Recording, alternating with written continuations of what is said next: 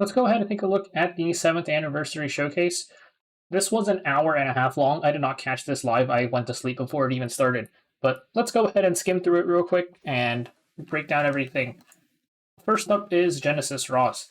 Everybody thought Genesis Ross was going to be the upcoming Mystic Banner, but it's actually not him, because he is going to be available completely for free. After August 28th, you can go to the lobby, and there's going to be some missions for you to complete, and you'll be able to get Genesis Ross for free afterwards. He's going to be a Moonlight 5-star hero. We'll go over his kit in a little bit, because first up, these missions, they said it's going to be doable by pretty new players too. And we can actually take a look at some of the extra rewards. This is the memory imprint ingredient you get, and this is just for imprinting Genesis Ross because his RGB equivalent is a free hero that we can't fuse Adventurer Ross away. So this is going to be free SSS, free hero. There's some other rewards. There's 20 boxes for friendships, just for friendship. 10 leaves here. There's 25 epic equipment and 25 epic accessory charms. Also 10 Moligoras and also this stuff. I don't know if this is them giving it to us or we have to give it to them, but it's a lot of rewards. Plus, I don't know who this is either. So this is going to be really nice. It's just straight up a free MO5. We're going to skip the preview here, and we're going to take a look at it here instead. So this is a 5-star Libra Knight. It's a new combination for 5 stars at least. We haven't had anybody else with this stat line. There's been 3 and 4 stars, just no 5 stars.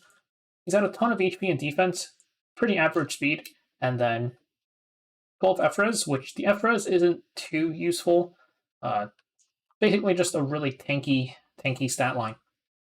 For his kit, for his S3, his S3 gives him Sacred Covenant for 5 turns at the start of the fight, makes him unaffected by debuffs and some harmful effects, and upon dying revives with 100% HP. So this is really good. Like, he's not going to be affected by a lot of openers, New Moon Luna, also Witch of the Mirror Tenebria. And even if you snipe him out, he's going to get a revive, at least for 5 turns. And this 5 turns is a bit complicated, but we'll go over that in a bit.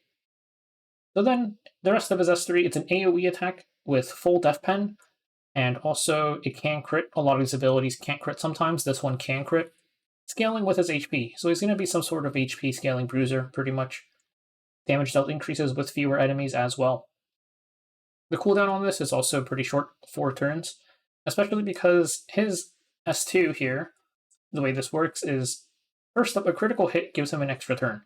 So this is kind of important because his Sacred Covenant buff is 5 turns, but if you start the fight and you S2, then you'll get an extra turn, then you get to S3 again, and then you can S1, and then S2, and then S3, and then your Sacred Covenant is gone. So it's more like 3 turns if you decide to S2 every single time.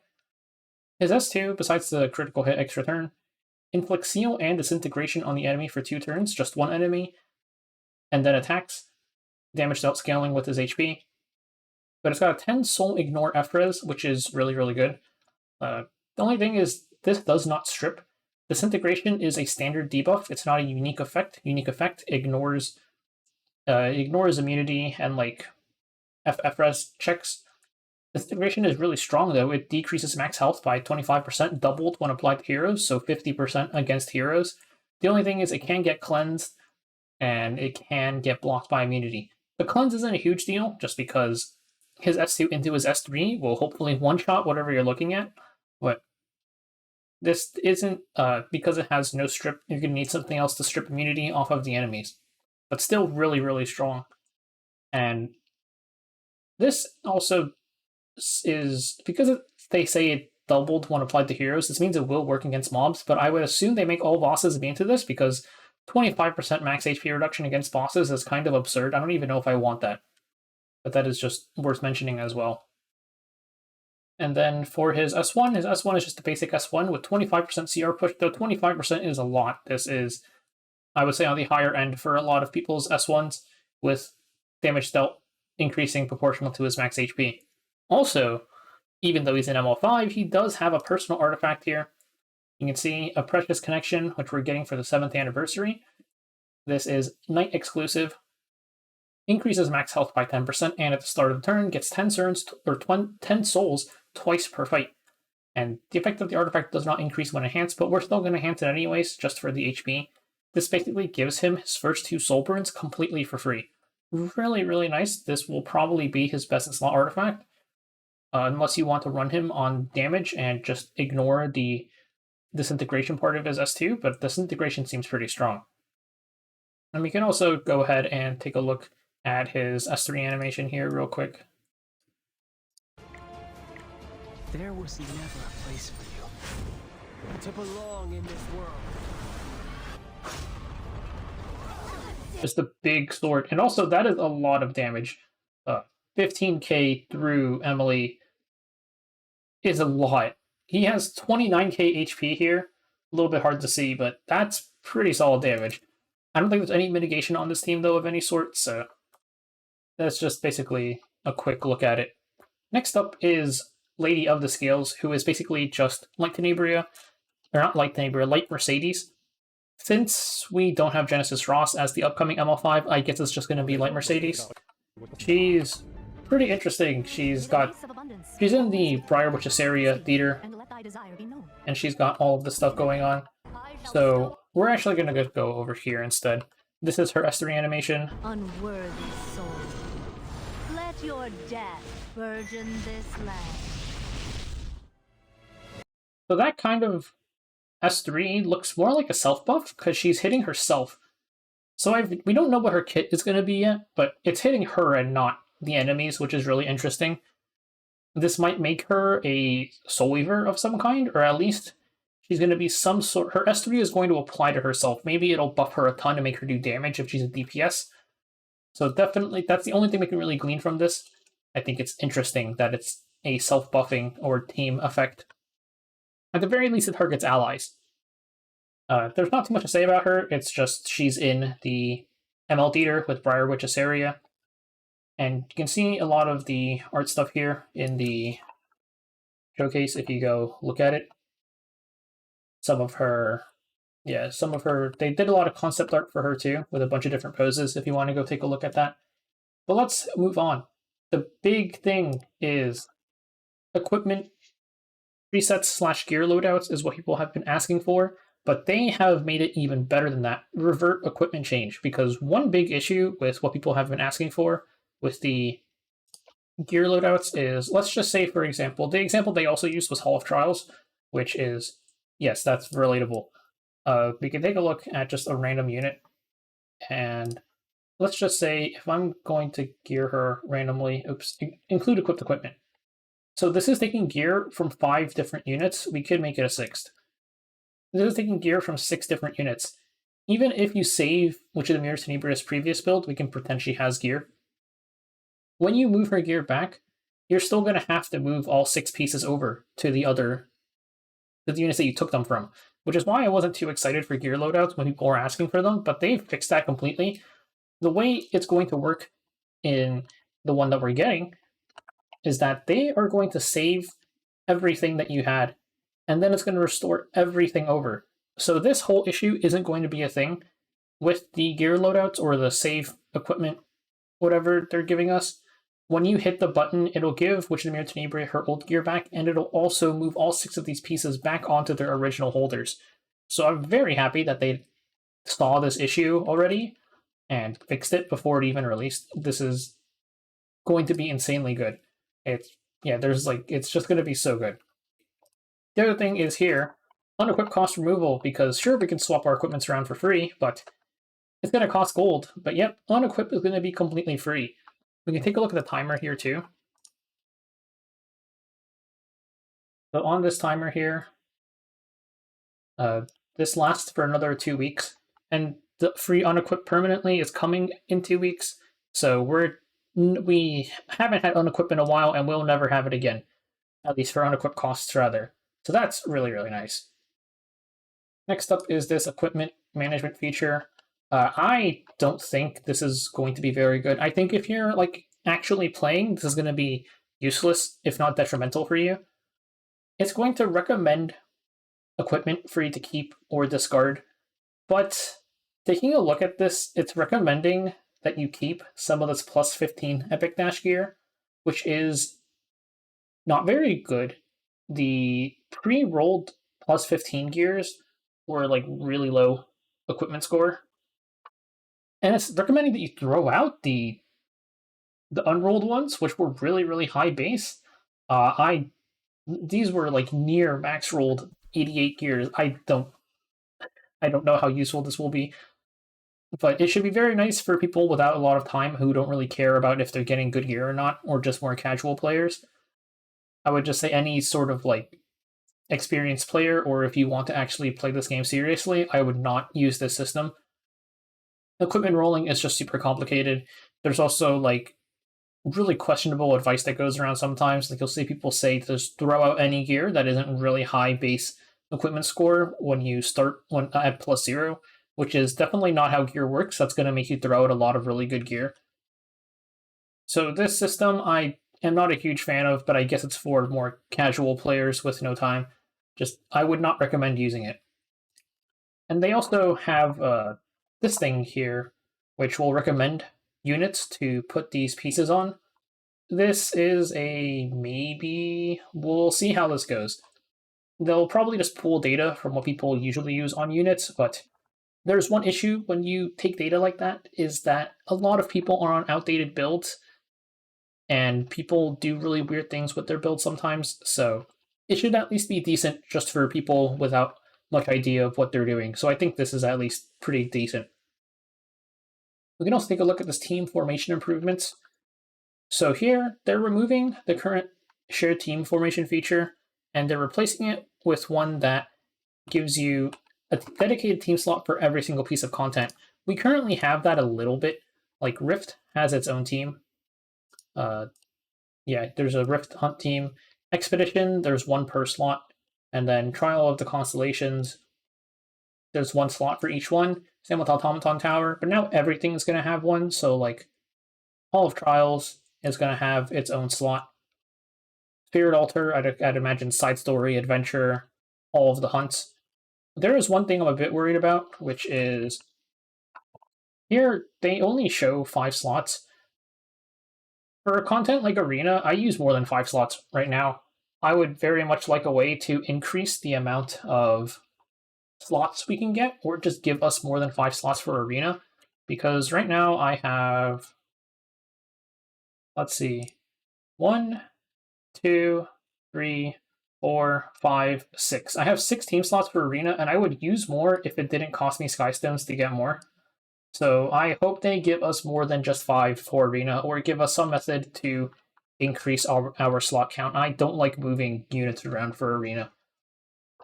But this is going to be nice just because it's not going to... For people who do a lot of content, you'll be able to have a lot of team slots. They also said that anyone who... I'm not going to go find it, but if you started playing in like the past year, any Skystones you spent on team slots will be refunded. So that's nice. Also here, Spirit Altar. This is just a really outdated feature where Spirit Altar is gated by which day of the week it is typically. You'll see this in a lot of old gachas. And then only on the weekends is everything available. It's just everything is going to be permanently available now. It took them very long to change this, but I'm glad they decided to finally do it. Even if you only really farm Spirit Altar during buff event, it's still nice that they're doing this. And then let's see what else is next. Game direction stuff. They talk a lot about reducing the amount of daily grind that happens, because Epic 7 is a very time-consuming game. There's no way around that. And they kind of did this with the Labyrinth change, which I'll talk about in a bit. Because Labyrinth took like hours each month, while Constellation takes maybe like 30 minutes to an hour. Definitely much shorter. Especially with the way gachas are right now. A lot of gachas, all these Hoyo clones or Hoyo games, are just like a 5-minute login, get out for your dailies. So that's something that they're looking at. But first up, new equipment sets. We're getting 2 new equipment sets. Let's see here. Reversal set and repose set. So reversal makes it so that when it gives you 15% speed as opposed to speed sets 25, and when you die, it gives you 50% CR push on revival. This is going to be really good for Ruel, because Ruel already gets 50% push, And this basically gives her 100% push. She gets 50% CR push, gives her 100. So it's going to be really good on Ruel. Genesis Ross is another potential user, just because his S3, he does revive, and it's 100% HP, but he doesn't get any CR push. The only thing is, like I mentioned, his S3 is really more like 3 turns. So it's not necessarily mandatory, because depending on what you're fighting, they might not be able to kill him in 3 turns in the first place, or just you might just want the stats from Destruction Set to just kill everything in front of you. So it'll be a potential option for him. I would say probably not necessarily his best in slot, though it would make him really good against being sniped out. If somebody tries to just one-shot him, then he'll revive with 100% HP and get a 50% CR push. Other users would be any knight, really, with Holy Sacrifice. So it's hard to say, because somebody like Crow wants Protection Set, Mort probably wants the stats. So it's just going to be I'd say it's going to be a niche option on most units, except for Ruel and maybe Ross. And then Riposte is, it's just for Afternoon Soak, Flan, and like Spez. So we went a little bit too far forward.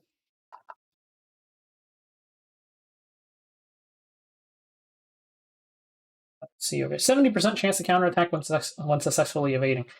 It does not give you any sort of evasion chance, so it's only going to be used on units that already have evasion, and also units that don't innately counterattack. So like Violet, you could add in is out, but Violet could use it, Afternoon Soak Flan could use it, Spez could use it. Just keep in mind you are losing out on 60% crit damage from Destruction Set. So I think Afternoon Soak Flan is going to be pretty annoying with this. So there are ways to block counterattack though, like Mort. So there's also this Otherworldly Breach, or Otherworld Breach and Otherworldly equipment.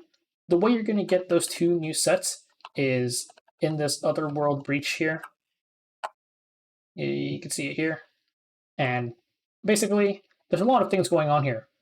First, it costs 160 energy to exchange for Spectral Cores, which you can use to enter. And then the equipment that you get here is rigged to high roll, pretty much. Like, it's going to be only between mid and high, they said. So this is going to be really interesting. It also doesn't have any flats. It only increases the higher range. We'll see how this works. I'm assuming that they're not going to try and trivialize Rift. I think it would be kind of weird if there was no point in doing Rift, but who knows what they're planning. It's not increasing the actual like top end though. Like, it's still going to be the same max. It's just going to be easier to get high rolls. And also they said that they're going to add a spectral or otherworldly difficulty hunts, which will also cost spectral cores to enter. Plus, they'll increase the base drop rate on hunts to by 15% on the older hunt difficulties. So that's the gear changes. Also, there is increased inventory slot. We're getting 200 more, so we're going to have 900 total, plus the energy limit at level 70 or rank 70 is going to be 360. It's 4 minutes for it's 4 minutes for 1 energy. So this is that divided by 60. So this is a full day's worth of energy. So you can just straight up AFK a full day now. This is a much needed change. This is also a modernization thing. Modern gachas, you only have to log in once a day.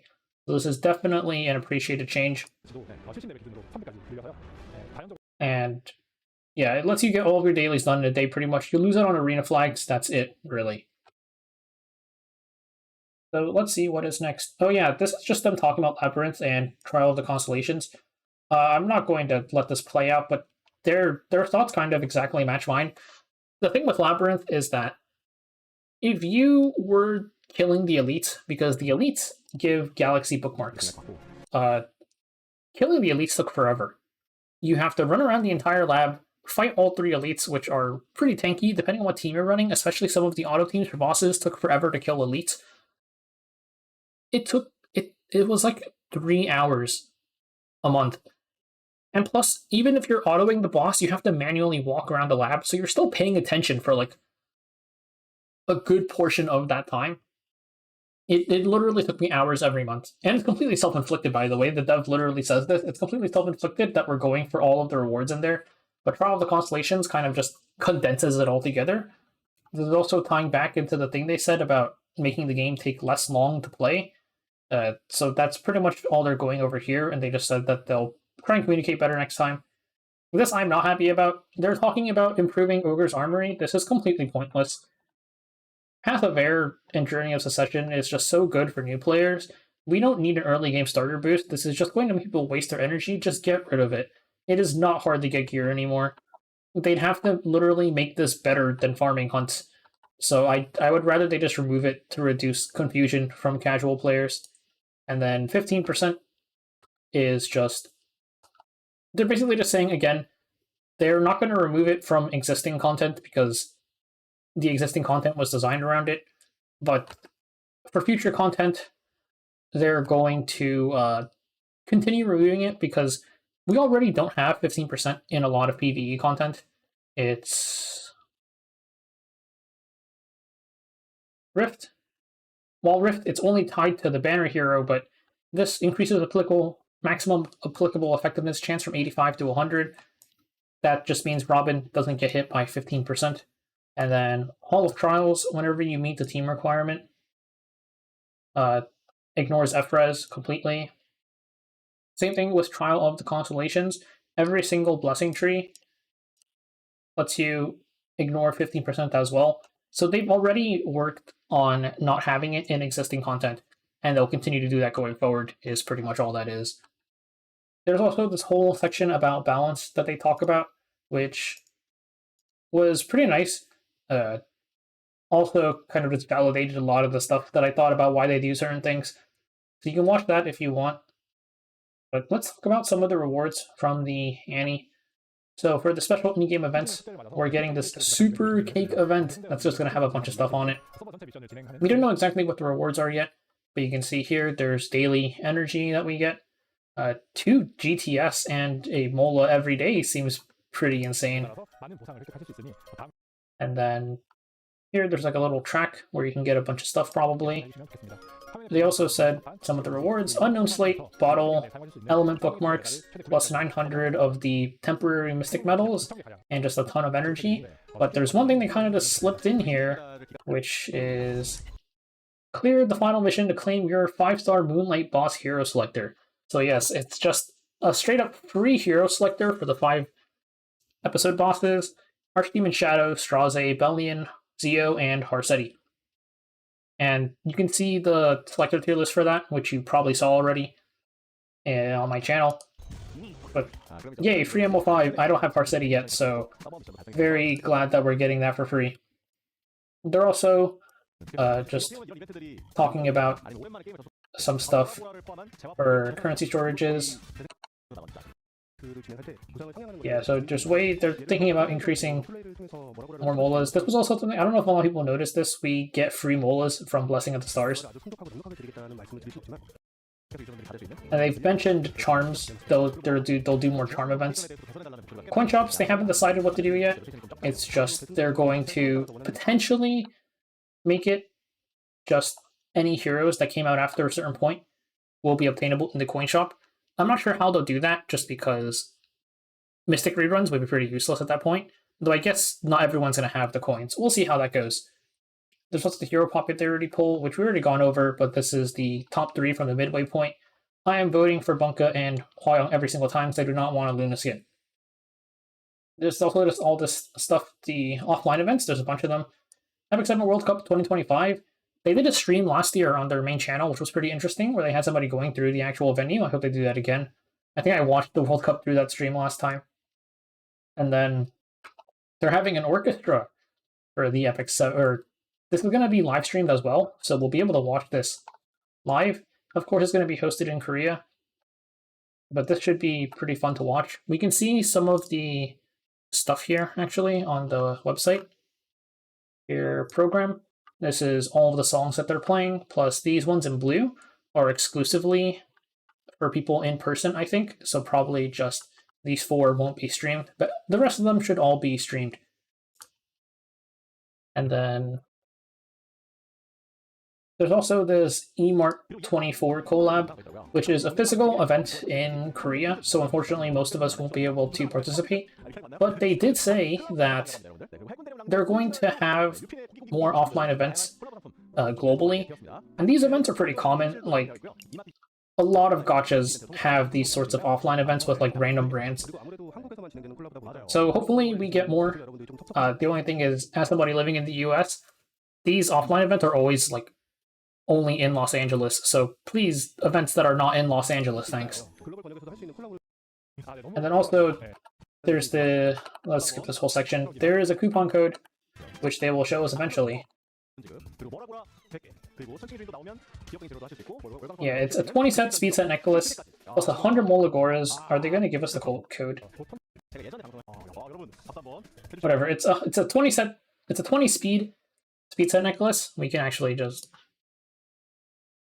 take a look at it here. Here, it's just this. It's 20 speed with 1 roll into defense, 100 equipment score. Really, really good. This is my highest speed HP main necklace. Plus 100 molas and 77 gold transmit stones. The transmit stones are very appreciated. Like he says, don't summon because you're going to need these for Lady of the Scales Mercedes, and also you're going to need these for your episode boss selector. There's one more reward in the coupon code, which I forgot to mention, which is just the ML 5-star ticket. It's random. I hit a dupe. That's life. But I'll post a link to this website in the pinned comment and the description, plus the actual code, which is Epic7 Thank You Airs. So make sure you do this to get your ML 5-star ticket, 100 Molagoras, 20 speed set necklace, and 77 gold transmit stones.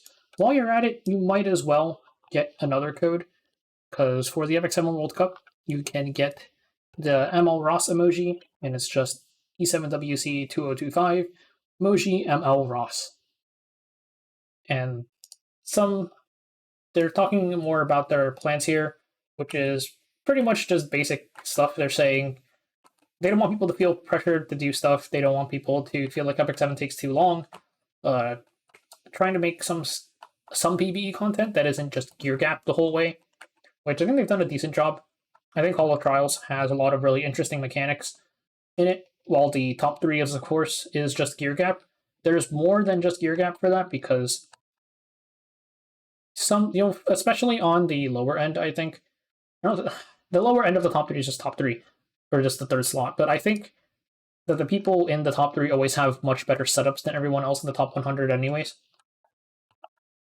So there's a lot of stuff that they're talking about there, but we can also take a look at gear. Like, they have a lot of art that they showed in this showcase, and they also have it on the website. You can just download it here. It'll just give you a little zip file, but you can see all of the arts here. Like, there's this Tenebria one, and there's this Fene one. So yeah, that's just it for the showcase. This was still pretty long. We made it half an hour, but a lot of stuff. I'm pretty excited for the changes. I love the QOL stuff that we got. Perma Unequip plus equipment snapshots, especially with the thing I mentioned, where I just assumed we were going to have the half-assed gear loadout, but they made it better than I thought they would. Very much appreciated. But yeah, let me know what you guys think.